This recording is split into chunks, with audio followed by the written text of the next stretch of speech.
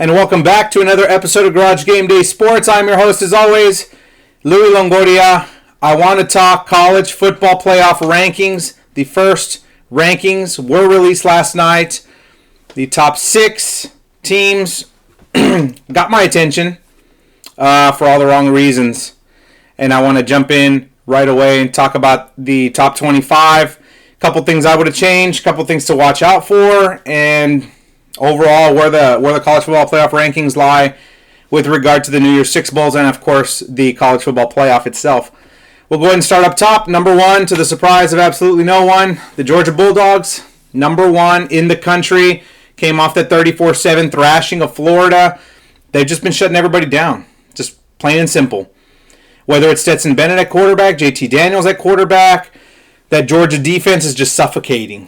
You know, they're allowing less than a touchdown a game. That is just insane, especially in comparison to everyone else. The Bulldogs just operating on a different level right now than everyone else. Shutting down Arkansas. Shut them out, actually.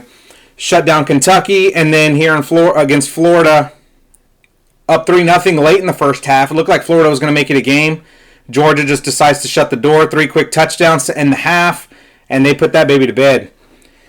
Alabama was number 2. I thought that was very interesting of the committee to stick Alabama at number 2. The loss to Texas A&M looks better now on paper. A&M's climbing back up the rankings. They're in the top 15. A 2-loss team. And a loss to Mississippi State, who's also in the rankings. So that does kind of, help Alabama's case. But I don't see where the committee would have slotted them, why they would have slotted them at number 2. I know the problem will sort itself out eventually. Alabama, and Georgia seem to be headed on a collision course for the SEC championship. I know Auburn will have something to say about that in the Iron Bowl against Bama. But it's looking like it's Alabama against Georgia. And if that happens, if Alabama wins, that complicates things for some of the other teams sitting on the bubble, sitting in the 4, 5, 6 range. Alabama and Georgia would get in my opinion, in a scenario like that if Alabama won the SEC championship game and Georgia ended the season with only 1 loss. If Georgia beats Alabama, however, that would give Alabama a second loss, and I really don't see the Tide making the playoff with 2 losses and being a non-conference champion. So in my opinion, it sorts itself out. Alabama was just too high for my liking. I had them originally at number 5. So, that's part of Alabama's track record and the prestige. And, because it's Alabama, that's why we're going to slot them so high. That's what I think the committee was looking at it. I think it's wrong. I think Bama should have been 4 or 5 at highest. And the problem would have sorted itself out anyway. But that remains to be seen. A surprise that I did agree with, and I actually had them number 2 in my last video I posted yesterday, was the Michigan State Spartans. They checked in at number 3. The committee values very highly their win over Michigan, their comeback win. And Kenneth Walker pretty much punched his ticket to be a finalist for the Heisman Trophy, in my opinion, and he may even come away with it with, the quarterback class not being quite as deep and as explosive as it's been in years past. It's right for the picking, and I think Kenneth Walker's definitely up there among the short list of names that could walk away with the hardware. Michigan State, of course, still has Ohio State on its ledger. And the Big Ten title game, if they get there, if they get by Ohio State, they're looking at probably Wisconsin, but it's still fairly open in the Big Ten championship game. So Michigan State, they've got a clear path. If they win out, they'll take the Big Ten and they'll make the playoff. So I do agree with Michigan State being there. Number 4, looking at it in hindsight, I'm okay with it now.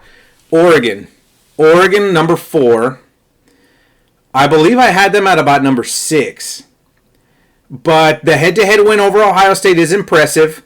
Their only loss was to a Pac-12 team in Stanford. But they do have the Buckeye win. That looms large. And, they're ranked ahead of Ohio State, obviously, due to that head-to-head win. Now, the head-to-head win may get watered down in the future because, in comparison, their conference is not on the same level as the Big Ten as the Big 12. So if they win their conference and other teams do the same and run the table, the numbers are going to be skewed because Oregon's got a very easy path to a Pac-12 championship game. I think everybody on the other side in the Pac-12 South's got 2 losses. So the Ducks should have an easy path to the Pac-12, but they are going to be vulnerable to get jumped by other teams if other teams also run the table and win their respective conference titles. So I do like Oregon there for now, but the head-to-head thing with Ohio State might get thrown out the window if Ohio State finishes undefeated or undefeated the rest of the way and ends up a one-loss Big Ten champ. Speaking of the Buckeyes, number 5. Now, with the Buckeyes, this led to me having a problem with Cincinnati. If you notice, the Bearcats' name has not come up yet in the top 5. But Ohio State struggled a while against Penn State. They still got Michigan State and Michigan on their schedule, so they've still got some resume boosters to go. They look explosive at times. You know, C.J. Stroud in that offense, Chris Olave, Garrett Wilson, they got plenty of weapons. They can definitely put up the numbers, and they have the firepower. And, you know, I'm not the biggest Buckeye fan. I would rather see Michigan State or even Michigan or somebody else run away with this conference. But it seems like the same thing every year. A team kind of gets hot. They start to run the table, and then they come across Ohio State, and Ohio State wallops them or beats them. And I'm hoping the same doesn't happen with Michigan State. They've got a much more potent offense than, say, Northwestern did last year. So I think Michigan State could keep up with Ohio State. And Michigan State's ranked higher, obviously, right now. But I just think the Buckeyes still have a clear path. You know, obviously they win out, they can make the playoff, and they'll jump Michigan State, and the whole ranking them at 5 would be a moot point. But the Buckeyes, you know, if I were them, I wouldn't sweat it at all being number 5. You know, you've got plenty of wins to stack and to make that resume look good, and you know the committee will eat that up, being the Big Ten. The problem I have is Cincinnati being number 6, and it's not the only thing I have a problem with as far as the committee's slotting of the Bearcats, but their entire perception of the group of 5 and the AAC. Cincinnati is number 6, but in you know, if I was looking at it and I would have thought, okay, they have 2 more resume building wins. You know, SMU was ranked in the AP top 25. Houston's ranked in the AP top 25. So theoretically, Cincinnati could beat SMU when they play in a few weeks. You know, it's an AAC showdown, and then they'd probably get the Cougars in the AAC championship game. That's all fine and dandy in theory, except SMU and Houston are not ranked in the college football playoff top 25. Houston and SMU 7-1, and hell, let's throw UTSA in there too. They're 8-0, the only undefeated team in the country, FBS team in the country, not in the top 25.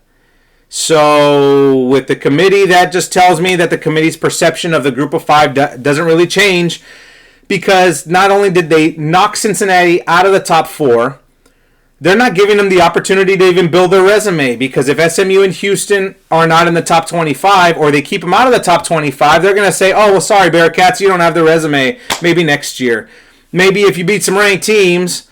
So I think they knew what they were doing, keeping SMU and Houston out of this, because they don't want Cincinnati or any G5 team in the playoff. They haven't done it yet, and they're probably not going to do this year, even if the Bearcats go undefeated. And it sucks for Luke Fickell and that Bearcat team, because they look dangerous on offense. They look damn good on defense. We saw what they did against Notre Dame, who's in the top 10, by the way. So they do have a top 10 win.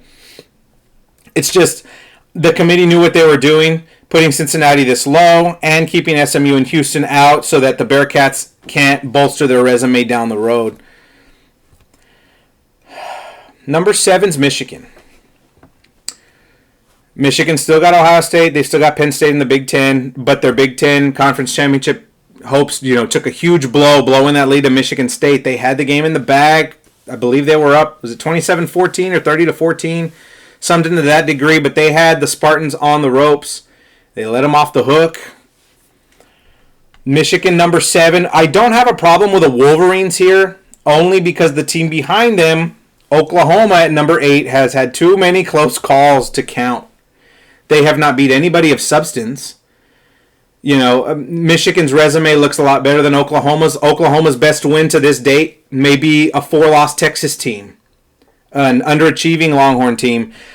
Those close wins, Tulane at the beginning of the year, West Virginia, Nebraska, those were one-score games. They had to come back against Kansas when they got shut out in the first half against the Jayhawks.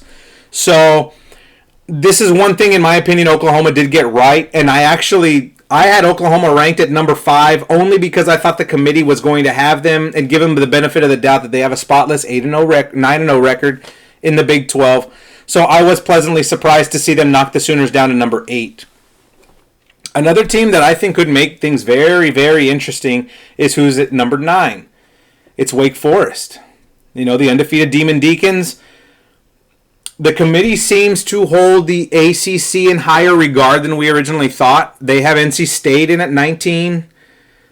Pitt was in the rankings. I'm not sure if they're still... Or Pittsburgh was in the rankings. Lost to Miami. So Wake Forest still has some resume building wins on its ledger that they could build upon. They've got NC State. They have to go to Chapel Hill to visit North Carolina this week. So that could very well be that would be very interesting. It could be a trap game. I know Sam Howell and that Tar Heel offense, they've been kind of underperforming. Now's the time they could come alive and really ruin Wake Forest's year. I hope that doesn't happen. I hope the Demon Deacons can run the table. And the committee would really find itself up a creek here. No team from a Power 5 conference in this format, in the 4-team format, has ever been left out of the playoff with an undefeated record. And Wake Forest has NC State. They probably have Pitt in the ACC championship game. They do still have to play Clemson, so that could be tricky. But if Wake Forest navigates their way through all that, they could be a 13-0 undefeated conference champ. And it'd be interesting to see how the committee views the ACC as a whole,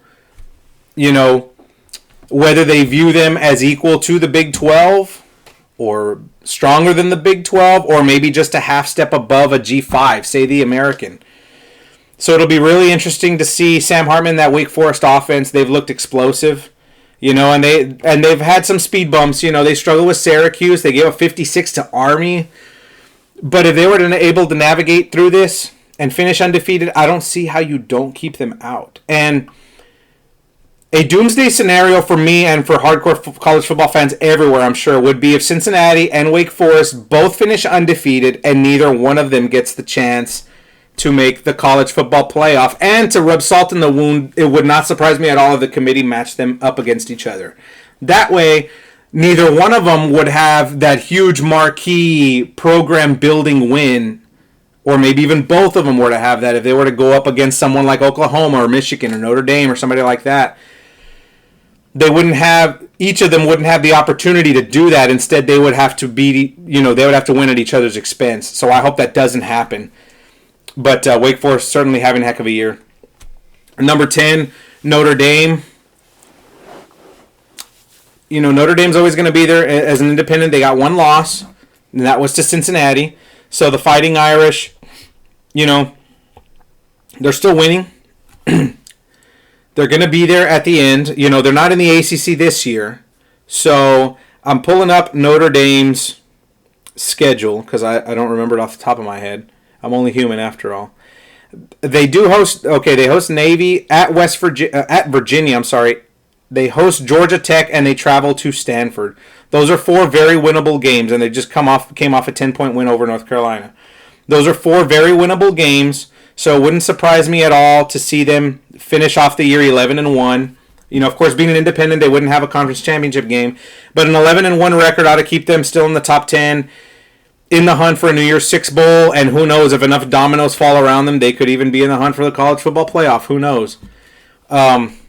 Some other things I want to talk about as far as the college football playoff rankings. We already talked about no SMU, no Houston, no 8 and no UTSA.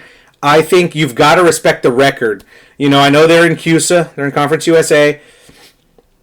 You've got to respect the Roadrunners' record. I mean, come on, not putting them in the top 25. And you've got a team like Iowa in the top 25 where that offense looks atrocious. And Wisconsin, they beat Iowa by 20 points with a horrible offense and very, very subpar quarterback play. You have teams like this, yet you don't want to justify putting UTSA in the top 25. And I think you win 8 games this year, in this day and age, in this year of the year of the super senior and the stack experience-laden teams, UTSA stockpiling wins, you've got to reward that because there's teams out here not just struggling, flat out losing. So to me, you've got to reward your UTSAs. You got to reward your Cincinnati's, your Wake Forests, teams of that nature. I am glad they have Fresno State and San Diego State in the top 25. They've had heck of a years, and Fresno State, that touchdown loss to Oregon in the first week of the season looks really good now. I know you don't want losses, but they're almost as good as they come with Oregon being in the top 4. Just in my opinion, I would have had Houston in the top 25. I would have had UTSA in the top 25. So there's definitely going to be some shaking around. Of course, that's how these things play out all the time. But those were just some of my thoughts, my early reactions. It's going to be very interesting to see how things play out. You got Auburn A&M 13-14 this week, squaring off in the SEC. You've still got some huge Big Ten matchups down the road. It's going to make Bedlam, Oklahoma State are going to be clashing at the end of the year in the Bedlam game. So there's still a lot of games with huge potential, huge implications that can shake up conference championship and college football playoff implications. So all that's still yet to be seen. But that was my reaction to the college football playoff. At least the top 10 and some top 25 shakeups around the country. But my name is Louis Longoria. This is Garage Game Day Sports. Feel free to like, comment, subscribe to our YouTube channel. Follow us on Twitter at Game Day Garage. Like us on Facebook. We've got other content coming out this weekend. I will see you guys next time. Y'all have a great Wednesday. And hopefully I don't cuss at the TV too much with the rankings next week. See you guys next time.